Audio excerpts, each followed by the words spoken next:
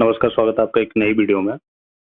और आज का जो मेरा वीडियो है उसका थीम, उसका टाइटल है major recent developments of India and world. आजकल इस हफ्ते में या फिर आसपास में जो मेजर न्यूज है ना उसको मैं कवर करने वाला हूँ कि पूरे वर्ल्ड में और इंडिया में चल क्या रहा है। ओके, तो it will be a quick overview of the happenings around us in India और throughout the world. Okay, तो सबसे पहले हमारा न्यूज है वो है ईरान और इजराइल के बीच में जो युद्ध चल रहा है उसके बारे में आप सब लोग अवगत होंगे। एक साल हो गया तकरीबन ईरान को, इजराइल को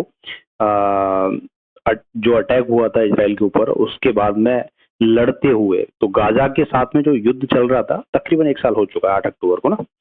तो उसके बाद में क्या है, अभी मोड़ ले लिया इस युद्ध ने। हालांकि हाइप इस युद्ध का इतना हो गया है कि यूक्रेन और रशिया का जो वॉर चल रहा है आजकल उससे कोई पूछ ही नहीं रहा है। In the sense that war is not much in much news nowadays.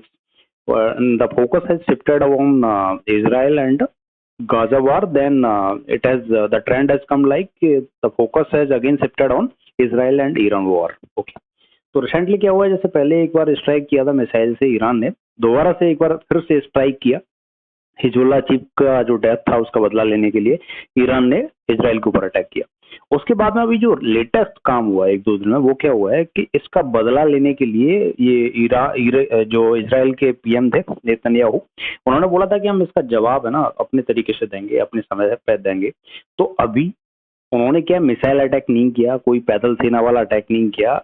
They have crippled down the nuclear facilities of Iran through which medium, cyber attack के जरिए। तो साइबर अटैक किया है इजराइल ने ईरान की जो न्यूक्लियर फैसिलिटीज हैं और भी दो जो मेजर सिस्टम्स हैं डिफेंस से रिलेटेड, तो उनका जो डेटा है, सॉफ्टवेयर सिस्टम है, उसको क्रिपल डाउन कर दिया है। ओके, तो ये लेटेस्ट न्यूज है अभी। तो सोचा ऐसा जा रहा है, जो डिफेंस एनालिस्ट हैं, थोड़े से ज्यादा समझदार लोग हैं, वो ऐसे बोल रहे हैं कि ये शुरुआत है। इजराइल ने ना सबसे पहले उनका जो सिस्टम है न्यूक्स वाला, मिसाइल्स वाला, जो मेजर एक होता ना कि कंपोनेंट उस नेचर के अगर आगे युद्ध होगा, वॉर होगा, तो उसमें वो मेजर क्रिटिकल रोल निभा सकते हैं, उन सबको डाउन कर दिया है। और ये शुरुआत करी है इजराइल ने। इसके बाद में वो और ज्यादा अटैक करने वाला है, किसके ऊपर? ईरान के ऊपर। तो वो समय बताएगा। एक मेजर क्या हो सकते हैं रिसेंट डेवलपमेंट ये भी है कि ऐसा बताया जा रहा है कि एक टॉप कमांडर है इस्माइल कानी, ईरान में सर्व कर रहे हैं। उन्होंने ही इनपुट दिए थे हिजबुल्लाह चीफ के। और बहुत सारी जो कहानी अभी रची जा रही है कि तुरंत इजराइल जा रहा है और हिजबुल्लाह और अदर टॉप कमांडर्स को मार दे रहा है, तो ये ऐसे नहीं हो रहा था। ईरान में ही एक घुसपैठिया तैनात कर रखा था इजराइल ने, टॉप कमांडर जिसका नाम है इस्माइल कानी। अब ये अंडरग्राउंड चल रहे हैं, इनसे पूछताछ चल रही है। तो एक तरीके से एजेंट बताया जा रहा है इनको, किसका? इजराइल का। And that's why Israel became successful in killing down Hezbollah cheap and other top commanders of जो भी टेररिस्ट ऑर्गेनाइजेशन है। ओके, तो ये है ईरान और इजराइल का जो लेटेस्ट डेवलपमेंट है। साथ साथ में क्या हो रहा है, वर्ल्ड में बहुत सारे सिनेरियो चेंज हो रहा है। ये तो उनकी अलग ही कहानी चल रही है। इजराइल बोलता है मैं अटैक कर दूंगा, ईरान मिसाइल मार देता है, इजराइल फिर भी अटैक नहीं कर पाता। तो बहुत सारी जो इफ एंड बट वाला सिचुएशन चल रहा है। साथ साथ में इसके आगे क्या हो रहा है, यूएसए में इलेक्शंस आने वाले हैं। प्रेसिडेंट के इलेक्शंस हैं, दिसंबर के आसपास में होने वाले हैं। लेकिन उससे पहले कैंपेन, रैली, डिबेट्स, बहुत सारा सब कुछ चल रहा है। लेटेस्ट न्यूज अभी यूएसए से आ रही है कि तीसरी बार डोनाल्ड ट्रंप को असैसिनेट करने की कोशिश की गई। कोशिश इन द सेंस, वो बंदा जो पकड़ा गया है उसके पास हथियार थे, लोडेड गन्स थे, लोडेड वेपन्स थे उसके पास में। उन सबको लेके पकड़ा गया है। और ऐसा बताया जा रहा है, पुलिस जो आगे बता रही है कि जिस रैली में डोनाल्ड ट्रंप जो रैली कर रहे थे, उस रैली में जाके वो बंदा अटैक करने वाला था। ये और उसके बाद कई सारे फेक पासपोर्ट एंड बहुत सारी चीजें मिली हैं। तो लिंक ऐसा किया जा रहा है कि वो बंदा जाके और डोनाल्ड ट्रंप को मार देता पूछताछ के बाद में, या जो भी है। तो ये थर्ड असैसिनेशन अटेम्प्ट बताया जा रहा है।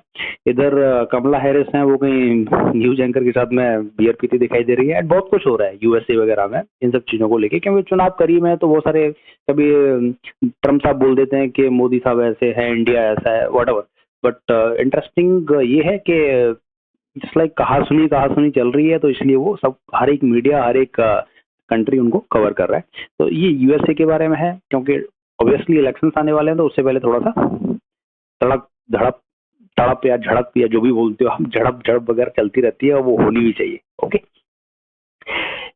अगेन जे.एंड.के का मुद्दा 6 साल पहले तकरीबन 2019 5 अगस्त 2019 हुआ क्या था, 370 आर्टिकल हट गया था जे.एंड.के से, एंड स्टेटहुड भी वहां पे हटा दिया था। अभी वहां पे चुनाव कराए हैं, इलेक्शंस कराए हैं, जिसमें एनसीपी फारूक अब्दुल्ला साहब की जो पार्टी है उसने 42 सीट्स हासिल करी हैं, मेजर पार्टी बन के उभरी है। बीजेपी ने 29 सीट्स हासिल करी हैं। तो एनसीपी का गठबंधन किसके साथ में है, ये आपका कांग्रेस के साथ में है। ठीक है, तो कांग्रेस और ये दोनों एनसीपी मिलकर क्या है, सरकार बनाने वाले हैं, क्योंकि इनकी जो सीट्स हैं वो 49 हो गई है। 49 सीट का मतलब है कि वहाँ 90 सीट्स हैं टोटल, तो ये मेजोरिटी को क्रॉस कर रहे हैं। तो दोनों मिलके शीघ्र ही, बहुत ही जल्दी साहब को, करसर वाले साहब को, अब्दुल्ला साहब को चीफ मिनिस्टर बनने वाले हैं। ओके, तो ये है जे.एंड.के का मुद्दा। एक लेटेस्ट डेवलपमेंट ये है कि यूपी के बहराइच में एक दंगा हो गया है। दुर्गा पूजा के टाइम पे रैली निकल रही थी, तो जो भी सो कॉल्ड एंटी पार्टी, किसी को भी बोल लो आप, आपस में झड़प हुई, एक बंदे को मार दिया गया घर में ले जाके।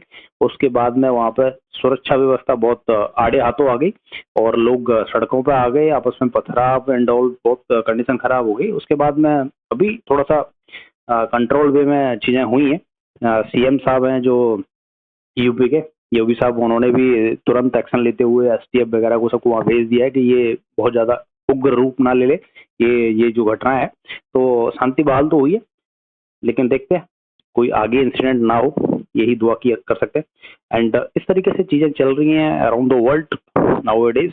ठीक है, एंड इस बीच एक और खबर ये आई है लेटेस्ट, अभी मैं जो अभी वीडियो बनाने से पहले देख रहा था कि कनाडा में जो अपने हाई कमिश्नर तैनात थे, इंडिया ने उनको वापस बुला लिया सारे स्टाफ को, क्योंकि कनाडा ने चालाकी से क्या किया, उनको पर्सन ऑफ इंटरेस्ट का दर्जा दे दिया हाई कमिश्नर से हटा के। तो जो मैं समझ पा रहा हूँ उससे होता क्या है कि हाई कमिश्नर के पास में कुछ एक्स्ट्रा पावर्स रहती हैं, एक्स्ट्रा कुछ एसेंशियल रिलैक्सेशंस रहते हैं, उनको गिरफ्तार नहीं कर सकते, पूछताछ इन द सेंस बहुत सारी कुछ लिबर्टीज हैं जो एंजॉय करते हैं हर एक कंट्री वाले। इंडिया के अगर बाहर कंट्री में रह रहे हैं तो वो, और इंडिया में अगर किसी दूसरे कंट्री के आ रहे हैं तो वो भी एंजॉय करते हैं।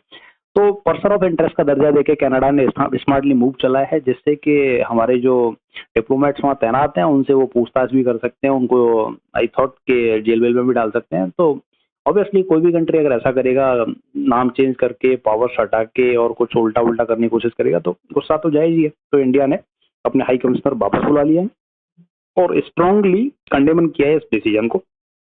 कंडेम करने के बाद में जो हाई कमिश्नर है वहाँ के, शायद उनको भी तलब किया गया।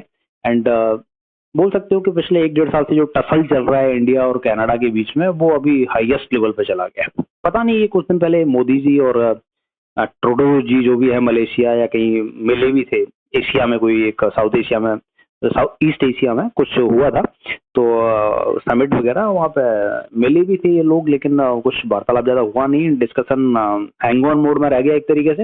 एंड द रिजल्ट इज बहुत अनएक्सपेक्टेड, जो कि मैं सोच रहा था कि मुलाकाती बाद में चीजें सेटल डाउन होती हैं, क्योंकि कनाडा ने बोला भी था कि हम 2 इंडिया नहीं देखते, हम सिर्फ एक ही इंडिया देखते हैं। So whatever the outcome it is, it's not in favor of both the countries, I think, and I believe firmly suitable action, remedial action will be taken by Canada to restore the connections or the ties between both the countries. So hope so. So with this, the last slide is any questions. If you have any question, please do type in the comment box, and I will discuss upon that, and I will answer whatever the suitable answer of that question will be. So thanks for supporting us, and keep on watching such type of news on my channel, Score Mid KB. Right now, Jai Hind, bye bye.